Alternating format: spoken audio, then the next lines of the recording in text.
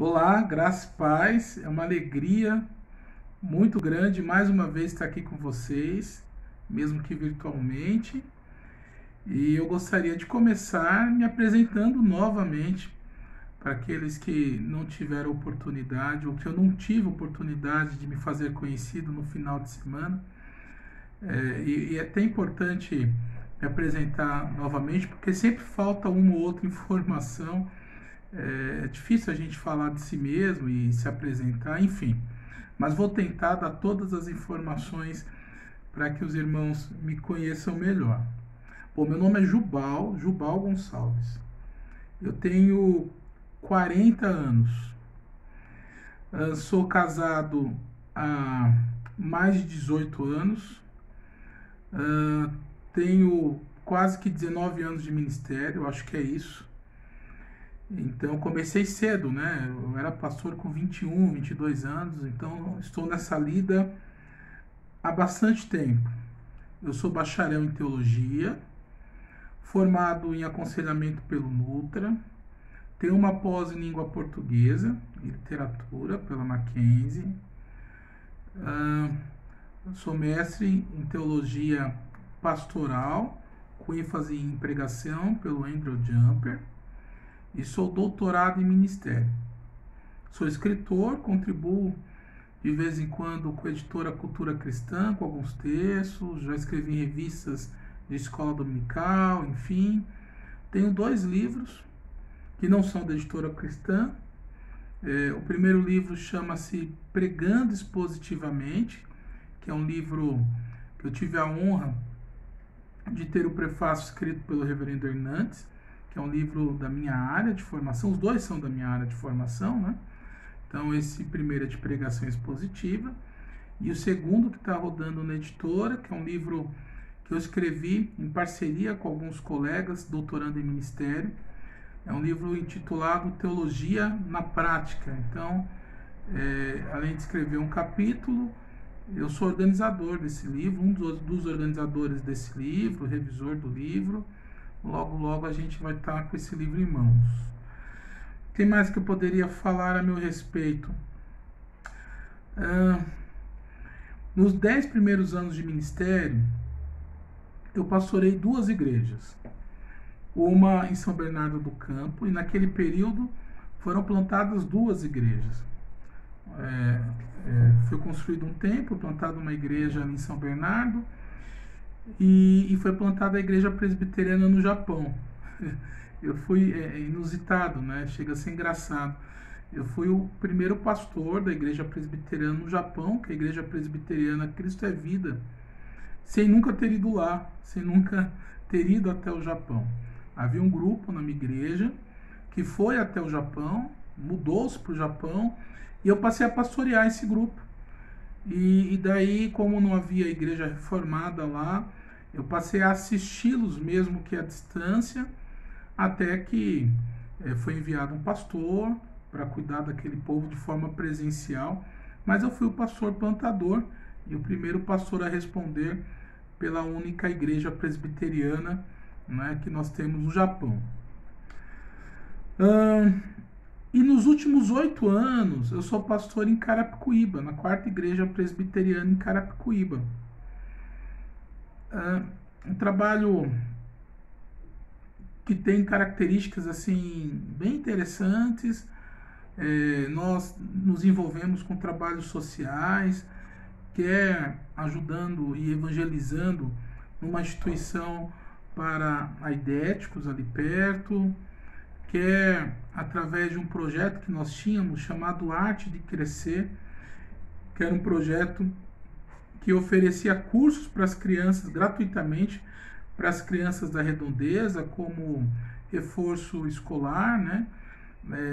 Violão, Libras e dentre tantos outros cursos. E nós tínhamos, aliás, nós temos o Instituto Bíblico lá na igreja também. E um bazar. Nós temos um bazar beneficente que ajuda não só a igreja, mas especialmente a sociedade, onde vende-se roupas, sapatos e assim por diante.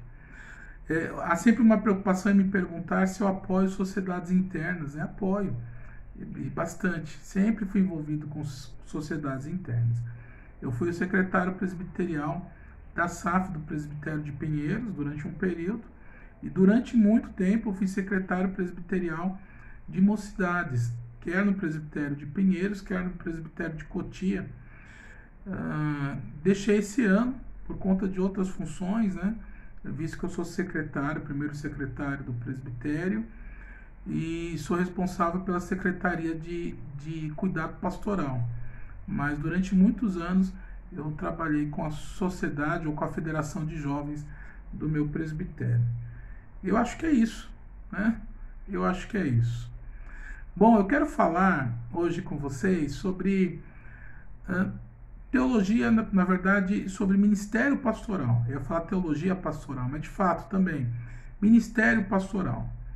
E quero expor um texto sagrado acerca desse assunto, tá bom? Mas gostaria de apresentar alguns livros que eu acho bem interessantes. A esse Pastor, Cuidado com a Sua Saúde, que é um livro escrito por brasileiros. Então, exemplo do meu segundo livro, é um livro em que há vários autores, cada um escreve um capítulo dentro da sua área, tá bom? É bem interessante.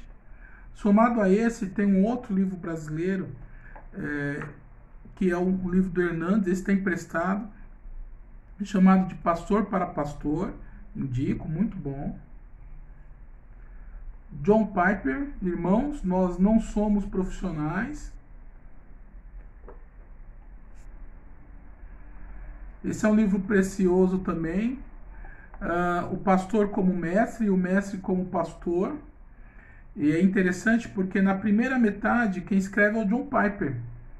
Ele escreve sobre o pastor como mestre, né? Dizendo que ele é um pastor, mas que ajuda na academia. E depois o D.A. Carson, que é a maior autoridade do Novo Testamento que nós temos no mundo hoje, escreve sobre como um mestre e um professor pastoreia. Interessante.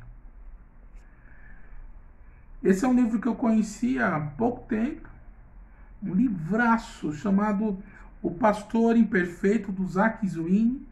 O Zack Zwingli é o autor de um texto que eu li na escola dominical no último domingo sobre a Bíblia não ser obsoleta, tá bom? Mas aquele texto não é deste livro, aquele texto é de um livro não traduzido. Mas O Pastor Imperfeito indico, bem interessante. Vocação Perigosa, do Paul Tripp, que é um clássico. Pastor Contemplativo, de Eugene Peterson.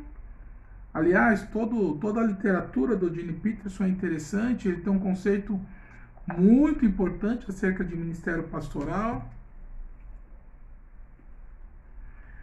Redescobrindo o Ministério Pastoral, que é um daqueles livros também em que cada autor escreve um capítulo. E nós temos o John MacArthur como o seu organizador. E o Pastor Pacificador, né, do Alfred Poirier. O pastor não deve ser causa de problemas, ao contrário. Ele vem para pacificar, assim deveria ser, tá bom? Há vários outros livros que eu poderia indicar, e eis alguns desses. E daí você deve estar se perguntando, mas espera aí, você quer falar para pastores? Eu entendo que o bom entendimento do ministério pastoral ajuda a igreja a desenvolver os seus demais ministérios. Então, eu penso ser salutar falar sobre ministério pastoral à luz das Escrituras. Isso é importante para o pastor e para a igreja. E também é uma oportunidade para que vocês vejam e saibam aquilo que eu penso ser ensino bíblico, escriturístico sobre ministério pastoral, né? Qual é a minha filosofia de ministério, tá bom? Então, eis a razão de nós estarmos estudando esse assunto. Bom, e me esqueci, não, acho que eu falei todas as informações, né? As igrejas por onde eu passei, formação, espero não esquecer de nada. Mas deixa eu só abrir um parêntese e pedir licença para contar uma experiência. Os meus pais, eles cresceram em igrejas evangélicas. Quando adultos, ou quando jovens ainda, ou adultos, mas bem jovens, eles saíram da igreja e voltaram à igreja depois que eu nasci.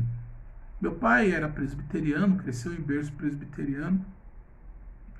E numa viagem que meus pais fizeram, eu tinha 3 anos de idade, fiquei bem ruim, tive uma convulsão. E esse é um quadro bem difícil, né? Bem complicado. O Davi, que é o meu filho do meio, já teve convulsão, a gente se viu em grandes dificuldades, é algo muito feio.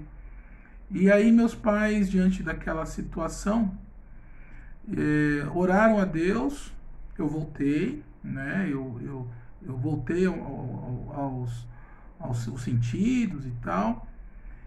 E aí, por gratidão ao Senhor, eles procuraram uma igreja. E daí meu pai achou uma igreja presbiteriana perto da sua casa, onde eu cresci. Na verdade, meus pais, especialmente minha mãe, tinham o sonho de que eu fosse o organista da igreja na época. Mas aos 11 anos de idade, eu tive a percepção de que eu era dotado para o ministério pastoral. E cresci na igreja, desenvolvendo dom de ensino, e muito novo fui para o seminário estudar, por isso que eu me formei pastor bem cedo, né? Então, com 40 anos, eu tenho quase 20 anos de ministério. E assim fui dotado para o ministério e tenho trabalhado até então. E amo pastorear. Amo pastorear. Apesar dos meus limites, das minhas falhas, gosto muito de fazer isso. E esse texto é um dos textos que eu tenho por muita primazia, que eu tenho muito carinho, que é o texto de 1 Pedro, capítulo 5. 1 Pedro, capítulo 5, a partir do verso 1. Diz o texto: Rogo, pois, aos presbíteros que há entre vós, eu presbítero como eles, e testemunha dos sofrimentos de Cristo, e ainda co-participante da glória que há de ser revelada. Pastoreai o rebanho de Deus que há entre vós, não por constrangimento, mas espontaneamente, como Deus quer. Nem por sorte da ganância, mas de boa vontade, nem como dominadores do que vos foram confiados. Antes, tornando-vos modelos do rebanho.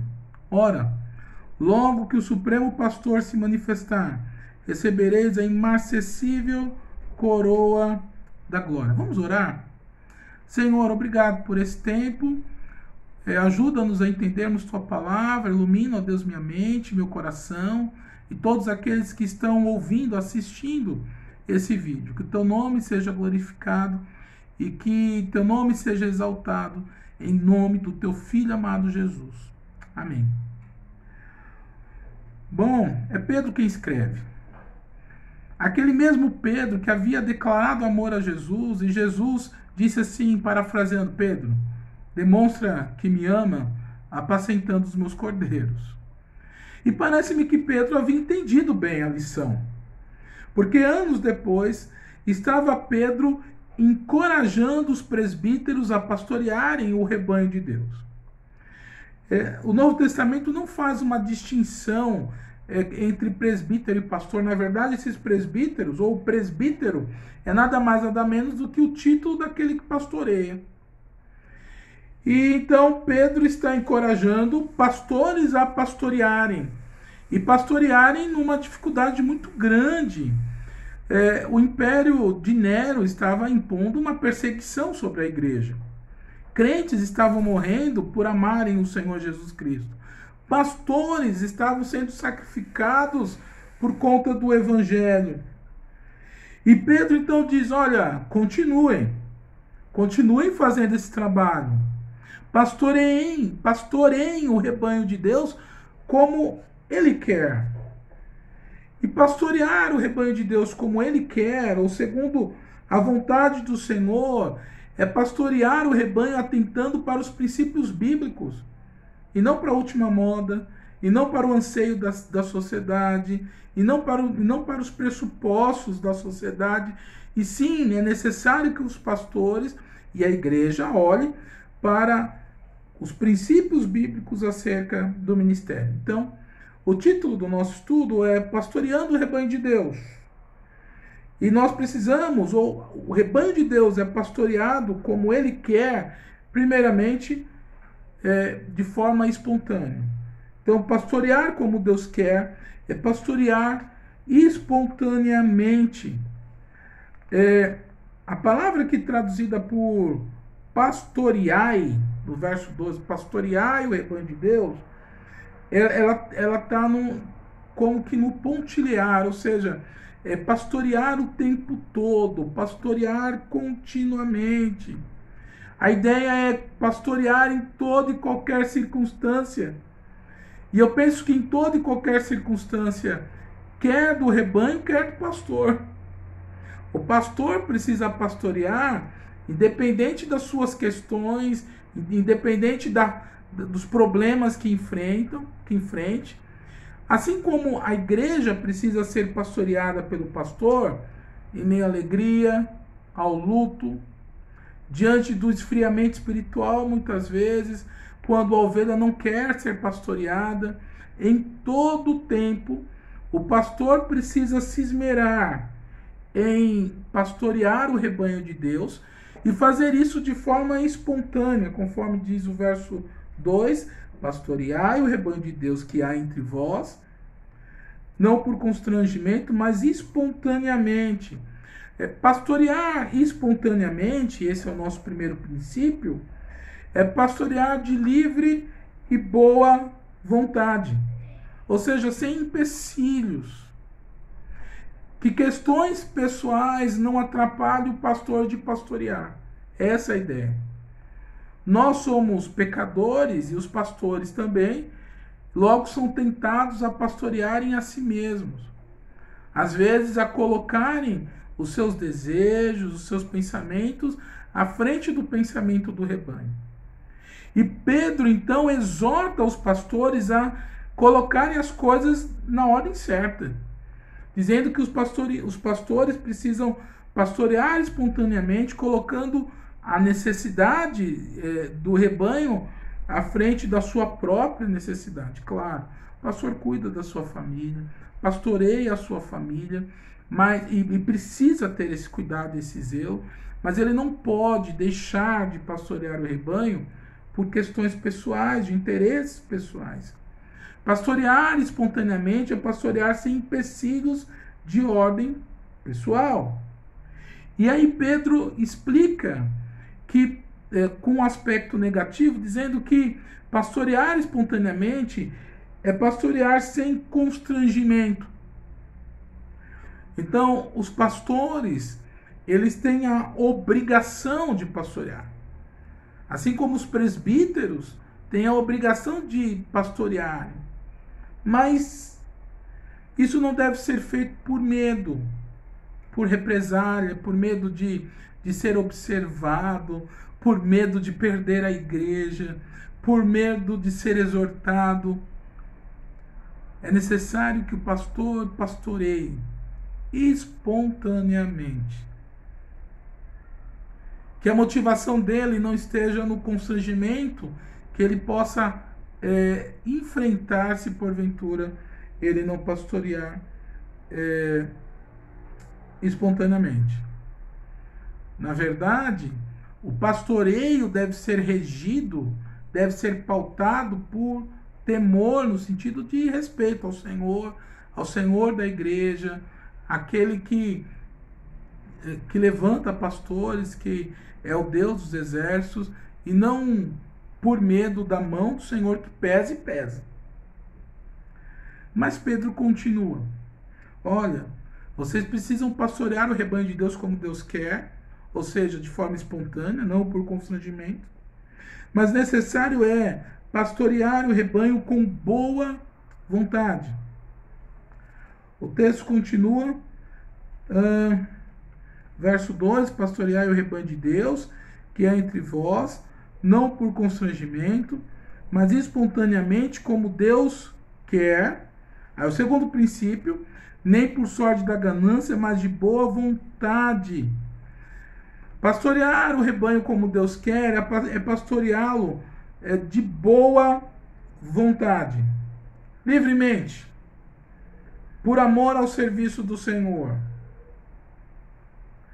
Necessário é que nós entendamos, quer pastores, quer igreja, que o Senhor Jesus Cristo deu seu sangue precioso por nós. E aí é uma ilustração que eu gosto de que havia um monte de porcos espinhos e chegou a geada, um frio muito forte, e os porquinhos começaram a morrer de frio. Então eles concluíram que eles precisavam ficar juntos e entenderam que era melhor que eles ficassem bem juntinhos, bem juntos, um espetando o outro com seus espinhos, a ficarem distantes e morrerem de frio.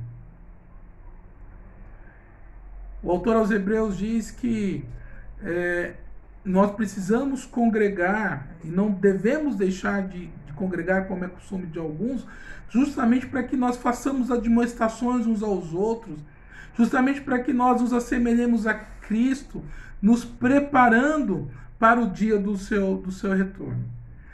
Então, pastorear como Deus quer é pastorear de boa vontade, livres, amando uns aos outros e, sobretudo, amando o serviço do Senhor. Existe algo que eu costumo chamar de soberba espiritual.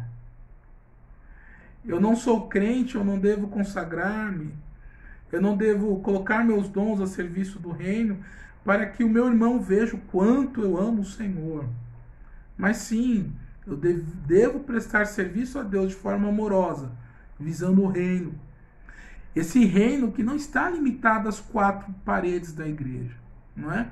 Mas que se expande. Nós somos, aliás, nós somos a igreja de Cristo e representamos a igreja de Cristo onde quer que nós vamos. E aí, parece que pastorear com boa vontade se confunde com pastorear espontaneamente. Mas Pedro vai explicar que pastorear com boa vontade, conforme o verso 2, significa pastorear sem sórdida ganância. Lá, é claro que nós sabemos que o trabalhador é digno do seu salário. Sim, a igreja se preocupa com o sustento pastoral. Mas essa é a preocupação da igreja, não do pastor. Aliás, Jesus Cristo disse lá em João 10 que o bom pastor, ele não é mercenário. Porque o mercenário é aquele que não é pastor, a quem não pertencem as ovelhas. E que quando ele vê que o lobo vem, ele abandona. Nós não podemos ser tomados e mergulhados, quer pastores, quer igreja, nesse sistema do mundo em que nós vivemos. Necessário é que nós pastoreemos, nós pastores, espontaneamente, mas que façamos isso de boa vontade. É isso que eu tenho como filosofia de ministério. É isso que eu entendo ser bíblico. E é isso que eu procuro colocar em prática e tenho procurado colocar em prática nesses quase 20 anos de ministério. Bom, e pastorear como Deus quer significa pastorear sendo modelo. Todos nós devemos ser modelo do rebanho. Todos. Não só o pastor. Aliás, o apóstolo Paulo, escrevendo a Timóteo, ele disse assim: olha, ninguém despreza a tua mocidade, pelo contrário, torna-te padrão dos fiéis. Ser modelo da sociedade é difícil, agora ser padrão dos fiéis, dos crentes, é muito mais difícil. A palavra que é traduzida lá em 1 Timóteo, capítulo 4, por padrão, é a mesma palavrinha que é traduzida aqui no verso 3 por modelo. Nem como dominadores que vos foram confiados, antes tornando-vos modelos do rebanho. Essa palavra, ela poderia ser traduzida por a nossa palavra tipo, que daí vem a ideia de tipografia, né? A gráfica de antigamente. Isso está até obsoleto já, mas a ideia é algo que pode ser copiado, como um carimbo, que você vai batendo em todos os lugares e ele fica igualzinho. Embora todos devam ser modelo, é claro que os pastores têm uma responsabilidade muito grande. E necessário é que possamos dizer, a exemplo de Paulo, sede meus imitadores, como eu também sou de Cristo. Claro, nós olhamos para Cristo, a nossa motivação é Cristo. Mas é necessário que nós nos assemelhemos ao Senhor Jesus e que todo pastor certamente precisa assemelhar-se bastante ao Senhor Jesus. Mas esse assemelhar-se ao Senhor Jesus, o contraponto que Paulo apresenta aqui, que Pedro apresenta aqui, o aspecto negativo é pastorear como modelo do rebanho é o mesmo que pastorear não como dominadores do que vos foram confiados. E Pedro ele destaca o fato de que o rebanho de Cristo é confiado a pastores. Ou seja, o Senhor Jesus derrama o seu sangue precioso, confia o cuidado desse povo a pastores, e essa é uma baita autoridade, uma baita responsabilidade, um grande privilégio, justamente para que o rebanho seja bem cuidado. Não deve haver disputas, o pastor precisa colocar-se como aquele que cuida, como aquele que ama, como aquele que exorta com amor, aquele que visita o necessitado, aquele que é imparcial, aquele que não demonstra preferências. Sim, nós somos seres humanos e falhamos. É provável que amanhã ou depois você possa até me cobrar por falhas que eu cometo. Mas é importante também se ter humildade para olhar para Cristo e para aquilo que a palavra de Deus preceitua e fala acerca do ministério pastoral. E pastorear como rebanho é não impor autoridade. A ideia é a seguinte: a autoridade ela se conquista, ela é conquistada, respeito é conquistado e não se impõe. E nesse sentido, ensinos bíblicos são ensinados claramente e interpretações pessoais são apresentadas como boas interpretações, como uma boa saída, uma boa resposta, e não como um dogma, como uma doutrina bíblica irrefutável.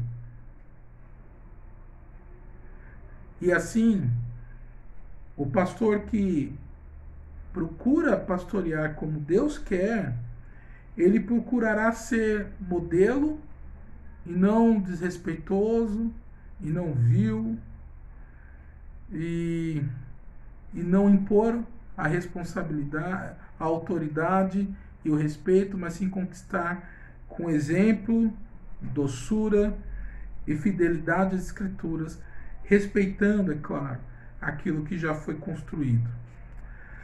Bom, diante disso tudo, eu poderia ficar aqui bastante tempo falando sobre ministério pastoral, mas a ideia é expor um texto, e neste texto são essas as qualificações que nós encontramos de um pastor.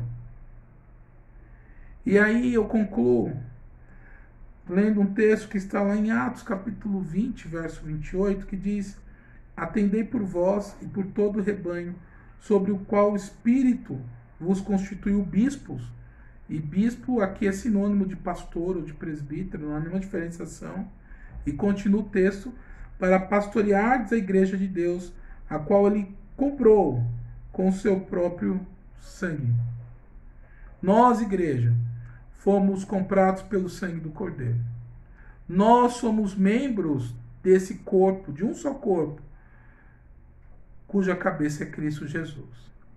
E devemos submeter a nossa vontade e precisamos exercer os nossos dons a serviço do reino de Deus e em gratidão por aquele que morreu na cruz do Calvário para nos salvar.